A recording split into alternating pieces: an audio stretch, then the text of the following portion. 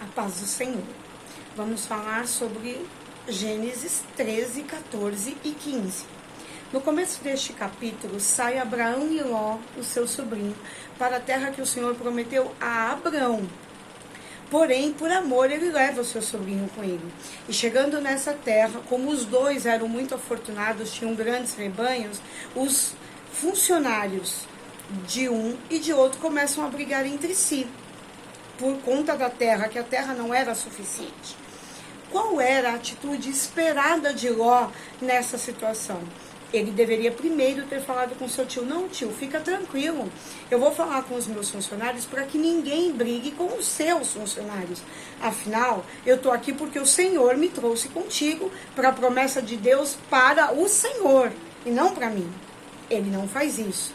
Outra coisa que ele poderia ter feito, ele poderia ter virado e falado: tio, o Senhor escolhe então onde o Senhor quer ficar e eu vou ficar com a outra parte. Ele também não faz isso, ao contrário. Ele olha em volta e tudo aquilo que ele vê como muito melhor, ele pega para ele.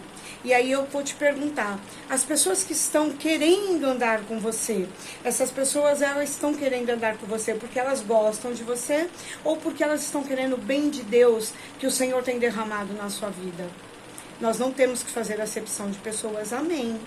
Mas nós precisamos ser prudentes, irmãos. Há promessas que são para nós. E nós temos que vivê-las porque o nosso Deus entregou nas nossas mãos. E nós estamos carregando pessoas conosco que não estão dentro do propósito do Senhor. Amém? Isso é a Bíblia. Isso é a palavra do Senhor que está falando. Na sequência desse capítulo, como Ló escolheu a terra de Sodoma e Gomorra, estar perto daquelas campinas, que as campinas realmente eram as mais bonitas, ele escolheu estar com um povo que não era um povo bom. E então houve uma grande guerra. Teve muitos reinos brigando entre si. E aqueles reinos perderam. O reino de Sodoma e Gomorra perdeu a guerra para o rei que estava com um exército maior. E até Ló foi levado embora. Tudo que era conquistado do reino de Sodoma e Gomorra, tudo aquilo que era dinheiro para aquela época, foi levado embora. E de novo, Abraão soube que o seu sobrinho havia sido levado em cativeiro. Ele fala: eu vou resgatar o meu sobrinho. E então ele vai, monta o exército dele, vai lá e resgata, entra numa guerra que nem é dele, mas ele consegue fazer o rei de Sodoma e Gomorra ter lá tudo aquilo que ele havia perdido de volta.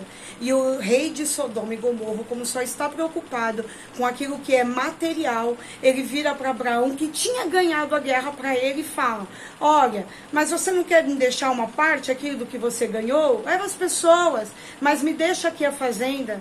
E Abraão, que não está preocupado com dinheiro, vira e fala para ele assim: não, eu falei com o meu Deus, eu iria guerrear sim por conta do meu sobrinho, mas eu não quero nada que é seu, rei, eu não quero nada que é seu. E aí eu falo para você, mesmo assim ele foi lá, participou da guerra, ele não precisava ter participado dessa guerra. De novo, ele comprou uma guerra que não era sua. Seguindo o capítulo, o Senhor ele vai falar sobre Abraão, que já havia estado ali com o seu sobrinho e que mostra em todo esse capítulo o quanto ele ama a Ló. Ele está num momento de tristeza.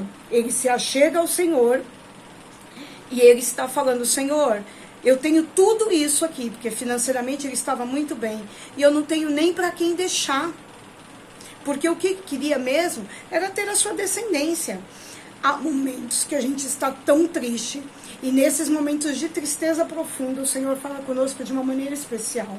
O Senhor leva ele em sonhos até o lado de fora da tenda e mostra o céu bem estrelado.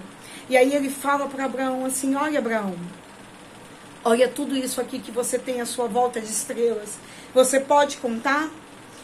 Tudo isso, ou esta quantidade, será a sua descendência.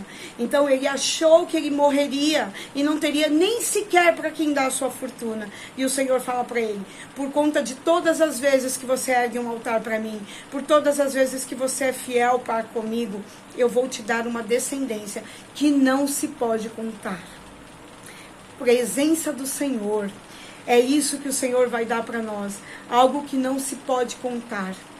Aquilo que nós nem imaginamos, novamente o Senhor está falando. aquilo que é maior, aquilo que é incontável, é o que o Senhor tem para mim e para você. O Senhor tem bênçãos tão especiais que nós não vamos poder contar. É isso que hoje eu quero trazer para vocês. Você não imagina aquilo que o Senhor tem para você. Você não imagina aquilo que o Senhor tem para você. E olha a loucura daquilo que nós temos que viver servindo a Deus. Ele tinha filhos? Não, ele não tinha nenhum. Ele imaginava que ele poderia ainda ter filhos? Não, na mente dele ele não poderia ter filhos. E o Senhor fala que a descendência dele seria abençoada até a 4ª geração. Chega a falar que haveria inclusive um momento de guerra que essa 4ª geração dele passaria, mas que voltaria abastecido, voltaria enriquecido, e que ele, o próprio Abraão, voltaria para viver lá, para morrer no caso, no túmulo dos seus pais, e teria uma boa velhice. O Senhor, então, ele está falando segredos. O Senhor está falando projetos para Abraão. O Senhor está falando com ele de coisas que estão num futuro que nem é tão perto. O Senhor está dividindo com Abraão loucuras para a mente do Abraão naquele momento. Mas que lá na frente nós conhecemos a palavra, nós sabemos que elas se tornam realidade.